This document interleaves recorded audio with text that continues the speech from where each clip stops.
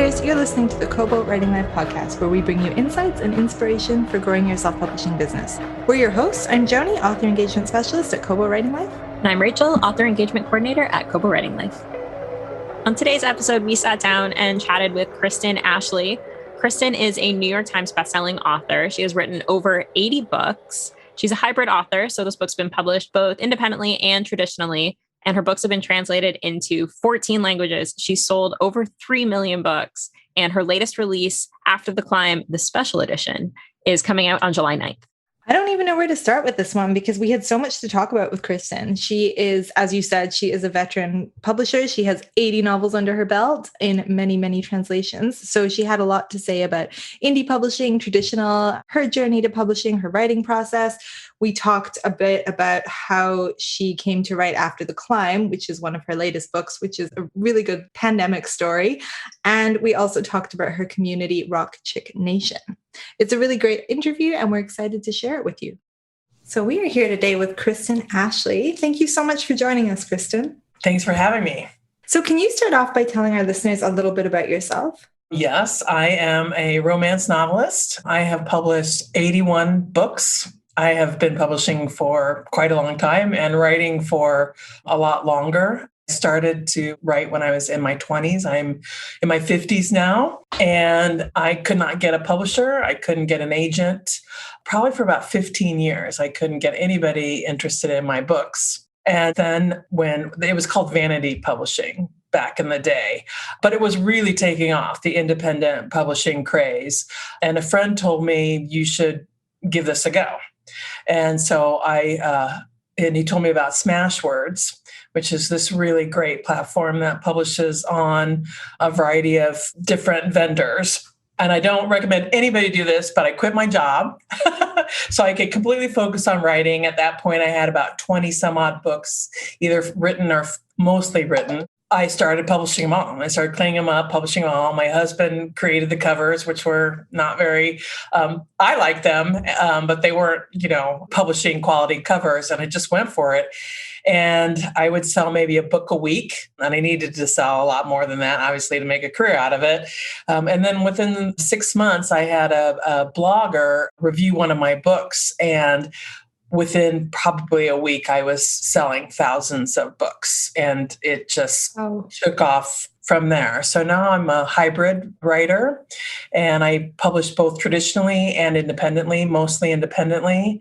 I've sold over 5 million books. I've had my books translated into 14 different languages, and I've hit the bestseller lists, and I had a movie made of one of my books. So when I say it took off, it really took off. And now I get to do this for a living, which is really wonderful.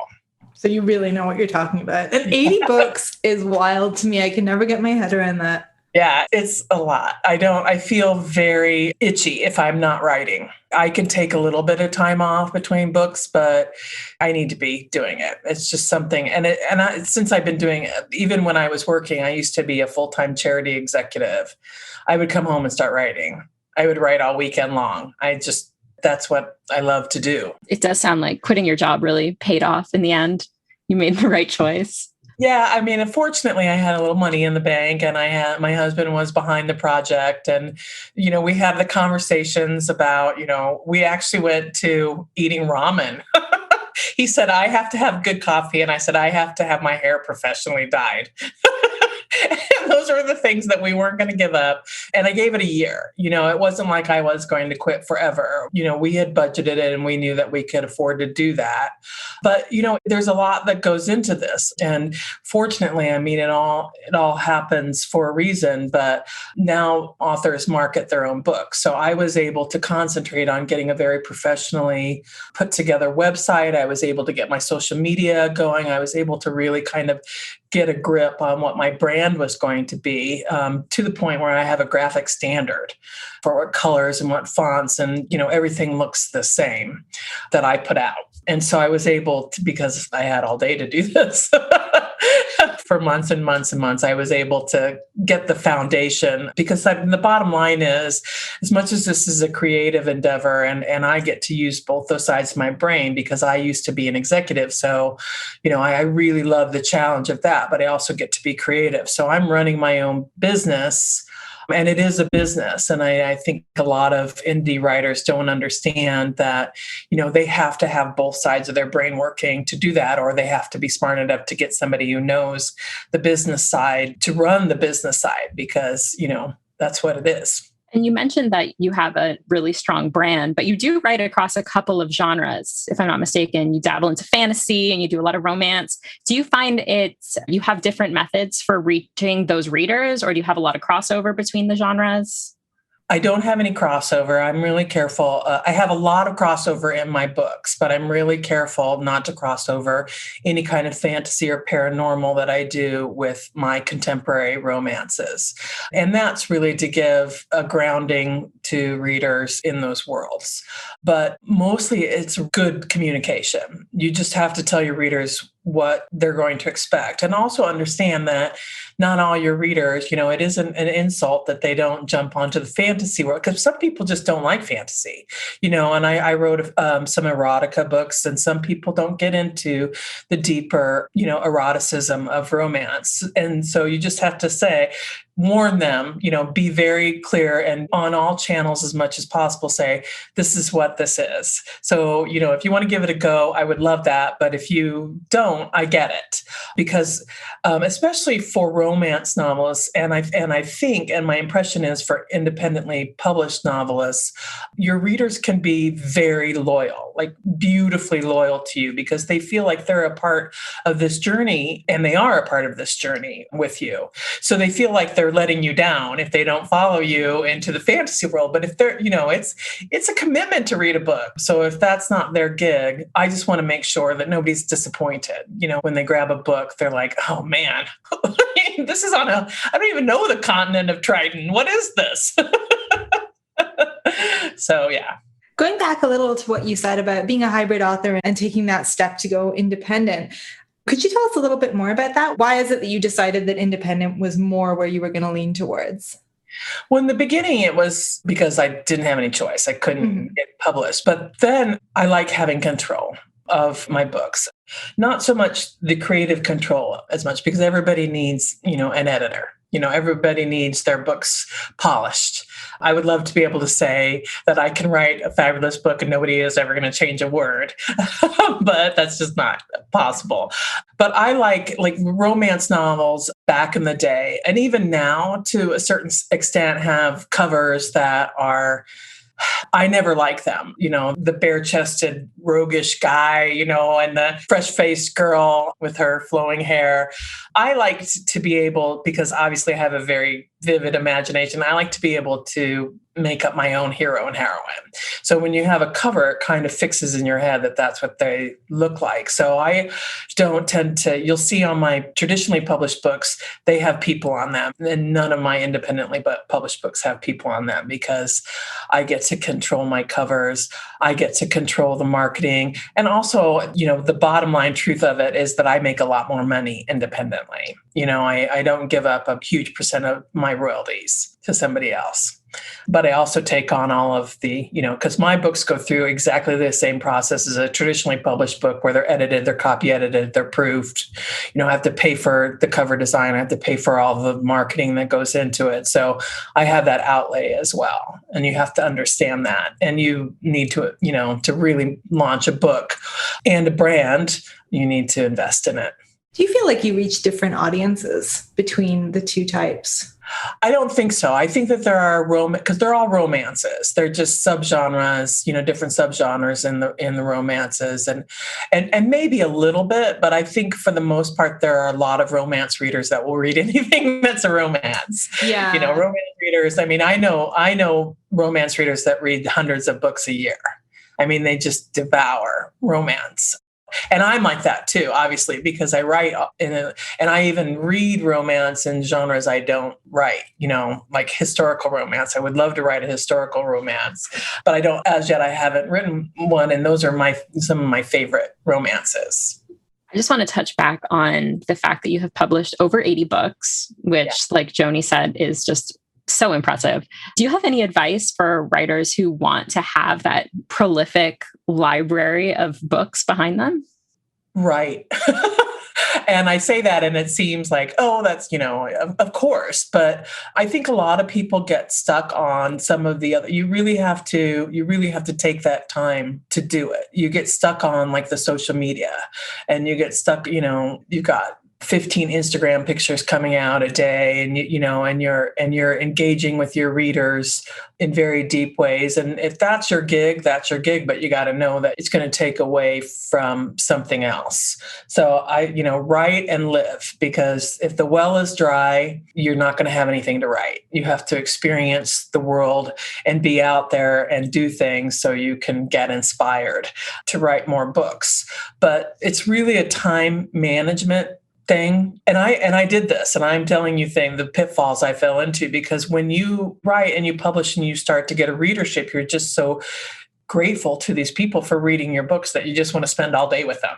And in the beginning, and that's all I was doing. I was on Facebook all the time for hours and hours, just like chatting with people. And then I had to, I wasn't writing, and I actually wasn't doing anything really. I wasn't out there, going to new restaurants or, traveling or having any vacations or anything. I thought, I had to sit down and say, what am I spending all my time doing? And then I had to really have a think about the fact is, do these folks want me to engage with them personally for hours a day, or do they want me to write more books?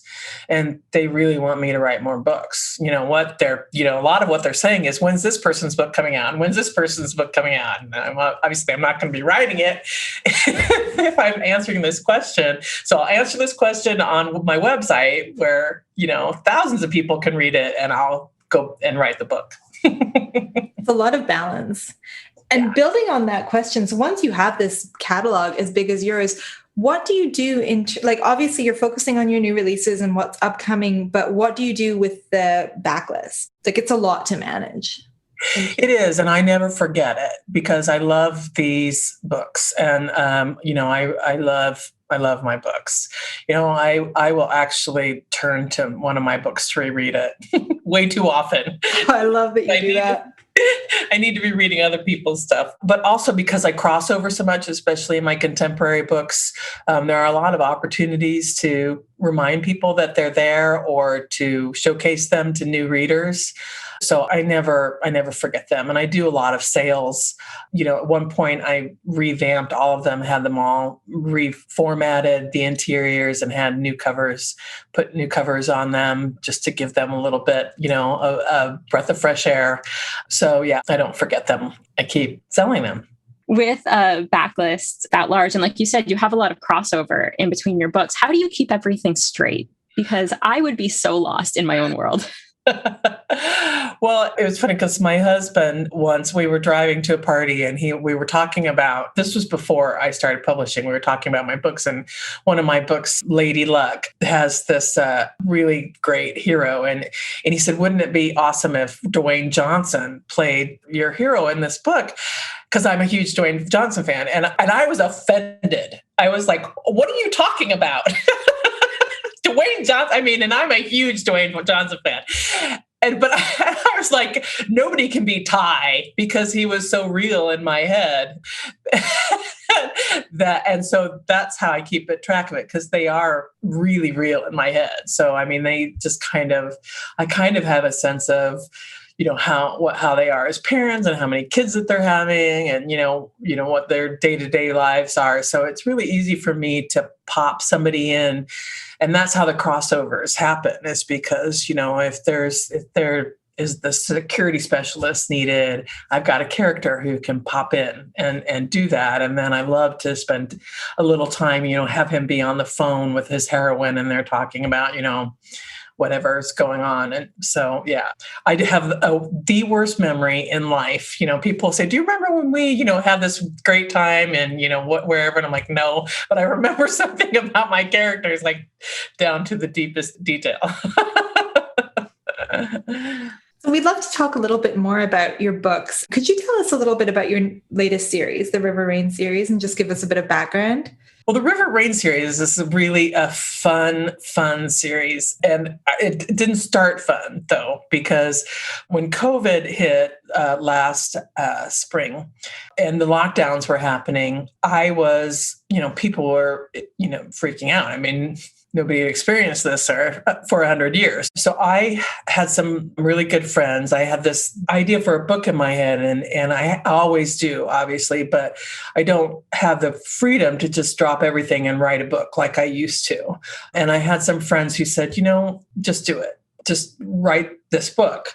Just take some time and write this book. And what I decided to do, because everybody was at home, not knowing, what was happening with life, I decided to engage my readers into writing this book with me. So I got on Facebook and I would do polls on Facebook where they could vote for names, and they can vote for dogs, and they can vote for dogs' names and business names. And I asked for input and feedback. And one of my characters had lived in France, and so she needed to speak some French phrases. So I asked some of my French readers would tell me how, what she would be saying in certain instances. And we wrote the book together, and I put it out for free. That was the first free book I've ever done. It's still free, but I love that experience with writing a book with my readers so much that I decided it was clear that it was going to be a series. It was all of these characters were coming out and they were very strong.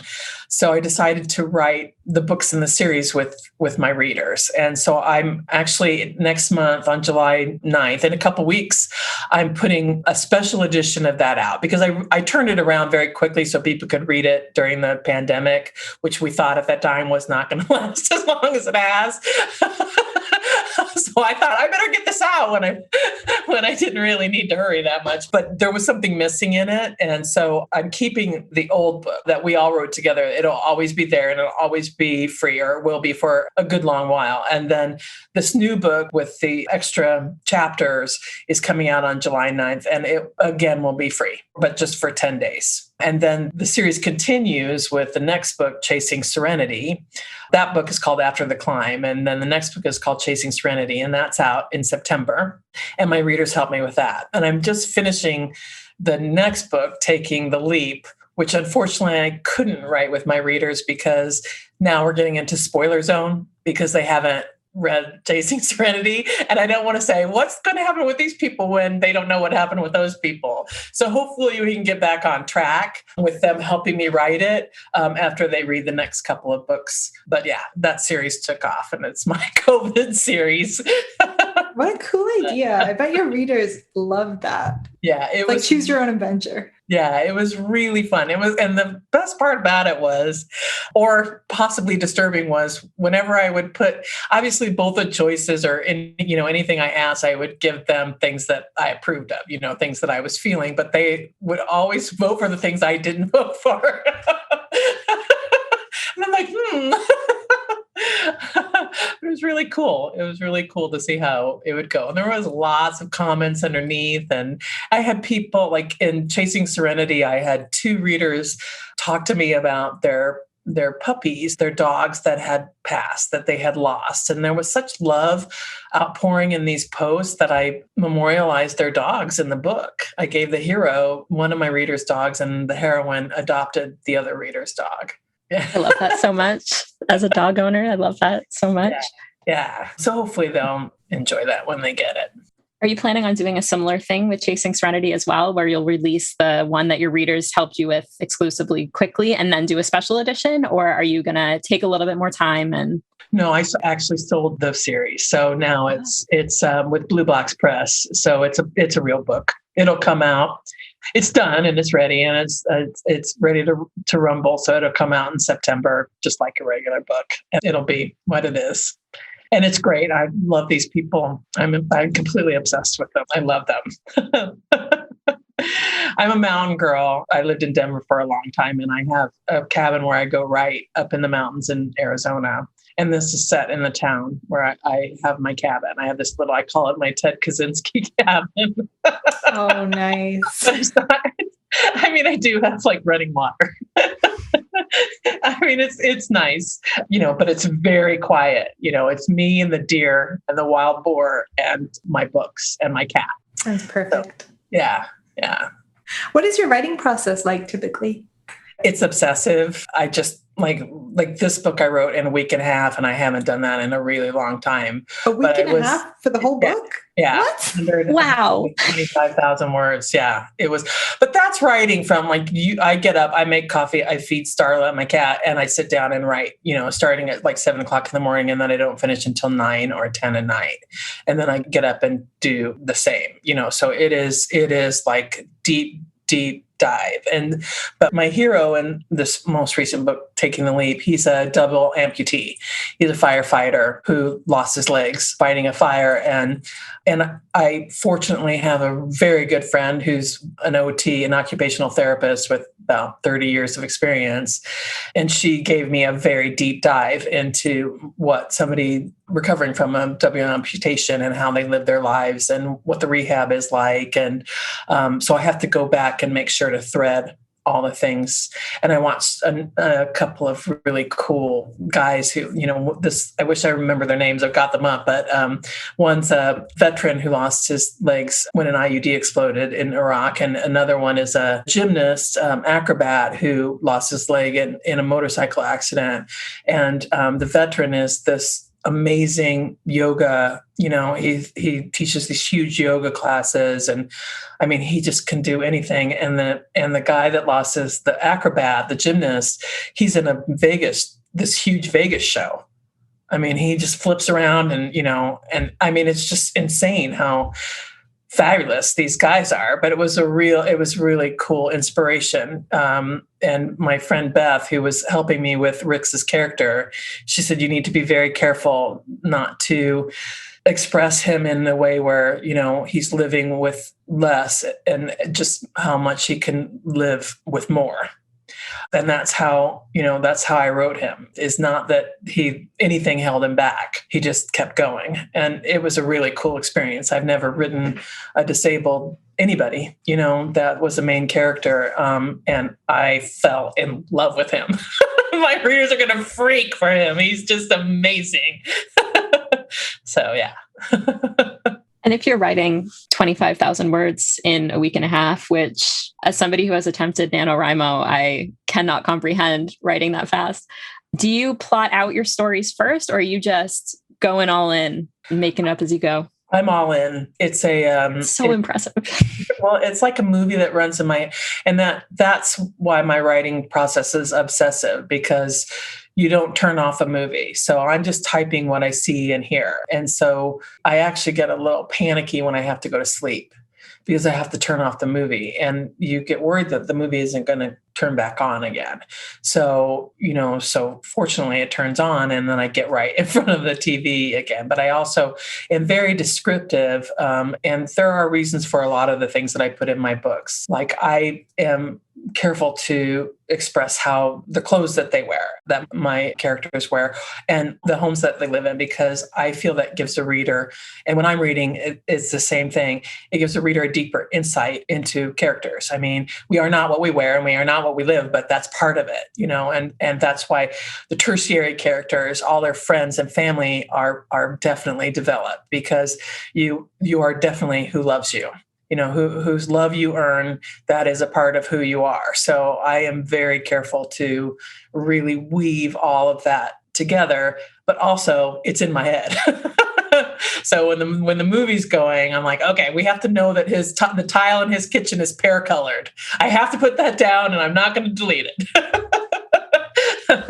So the way that you describe it, it sounds like the idea comes to you and you just write it down. Do you always have books brewing, or is there ever a time between books where you're like, I don't know what the next movie book is? It's always brewing. I have these, I started to create files where I would have really full on, like in my head, the first 6 chapters blocked out. And I would just very quickly write 3,000-4,000 words.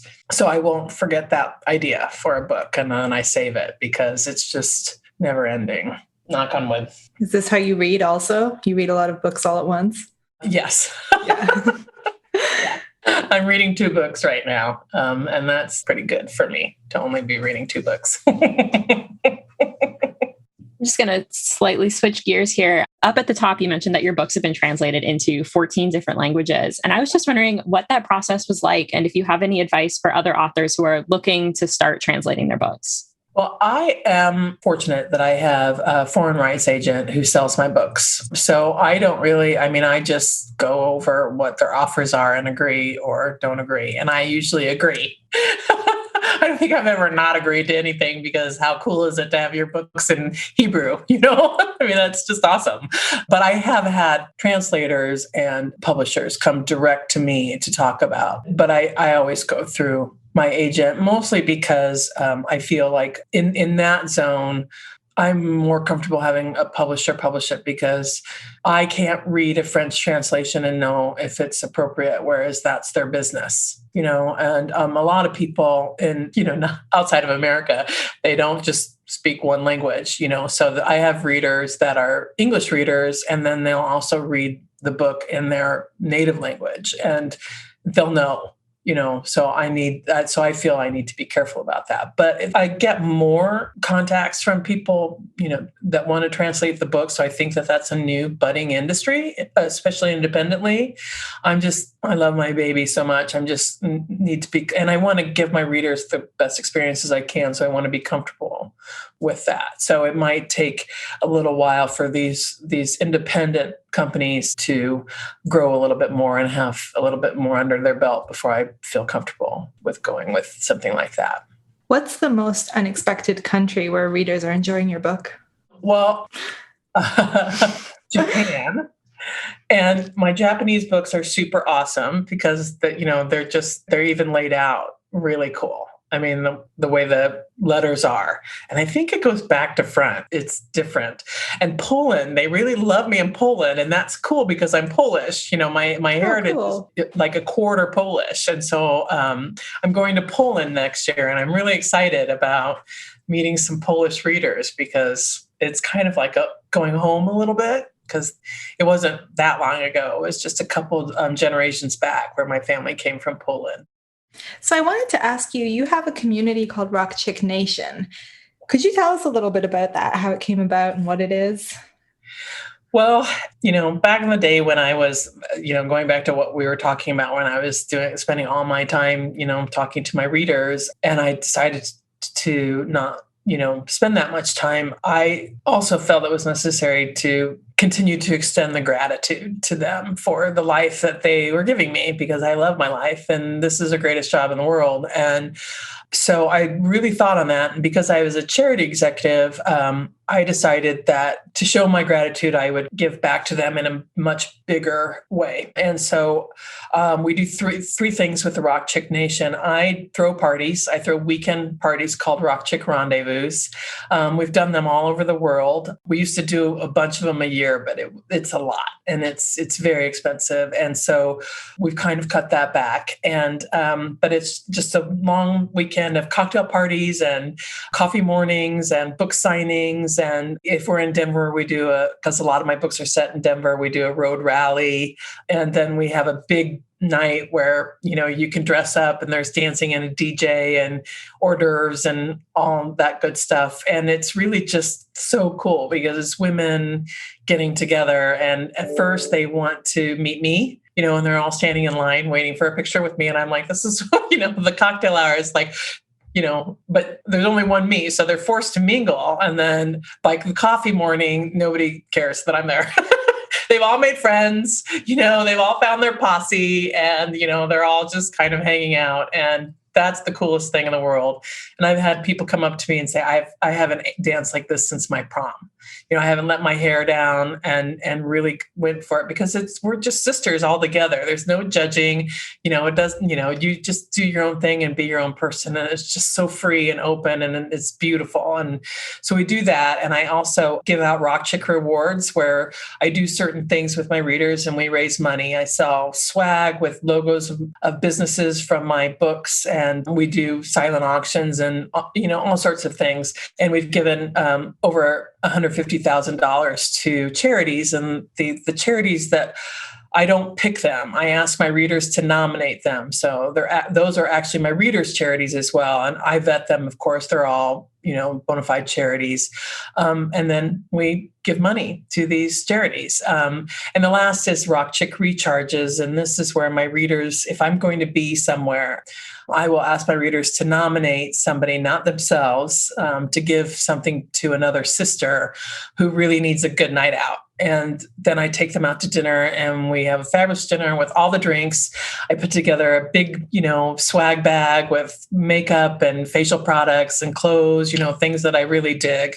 They all get a book from me, their choice. And that's really wonderful, but it's the hardest because, we always say we're going to have 5 people to dinner and we always end up with like 15 people at the dinner because going through the application process, people hit rough times and it's hard to select. You just want to have, all 75 people that have been nominated and that doesn't make for a nice, warm, intimate evening. And also when they get together, I tend to fade into the background as they all start talking to each other. And that's a beautiful thing to do, done in a much smaller way. Because, a lot of women, they nurture and they sacrifice and they go through just many, many, many things. And they don't get a night where they get to, put some lipstick on or not if they don't want to and have somebody spoil them and then be around people where they could share stories. And it's really a gorgeous experience. So I'm glad COVID is going to go away so we can start up some of this face-to-face stuff again because I miss it. I was going to ask if you had pivoted to doing any online virtual events during the pandemic. Well, yeah, I've done some like this and some interviews. And I've never been really kind of a live chat person with my readers. It was just sporadic and I did a lot more of those. Get their questions beforehand and answer questions and try to interact with people like that. It's not quite the same. No, it isn't. No. So let us know if you come to Toronto for any of these. Well, I'm dying to come up to Canada because I have a lot of Canadian readers. And also I love Canada, but there aren't as many signings and stuff up there. So, which is a bummer. We'll try to fix that and make them in summer because, you can only come here June to September. Those are the only months where it's not freezing.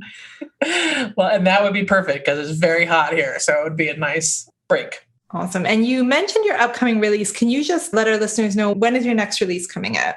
My next release, I just had a release in May called Dream Spinner, and that's in the Dream Team series. And that's exciting because it's kind of a spin-off of 2 of my other series, my Rock Chick series and my Dream Man series. And then After the Climb, the special edition will be out. And I keep getting these dates mixed up. It'll be out July 9th, and that'll be free for a short period of time. So people need to jump on that. And there's no pre-order now because I can't set it for free for a pre-order. So it'll drop on the day and I will let people know if they follow me and I will get that word out. And then the next in that series, the River Rain series, Chasing Serenity, will be out on September 7th. And then the next Dream Team book will be out in November, Dreamkeeper. You are busy. Yeah. This is awesome. Okay, we'll include all of that information. And where can readers find you online? KristenAshley.net is my website, and it has all the links to Facebook. I do Facebook, Twitter sometimes, Instagram. Yeah, I'm out there. Awesome. And we'd love to finish off by asking you some questions about what you're reading and your favorite books. Is that okay? Yeah, that's great. Let's do it. All right. What is the last book that you read and loved?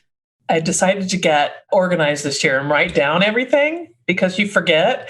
Soulmate Equation by Christina Lauren. I always say Lauren, but Lo's not Lauren. She's Lauren, Christina Lauren.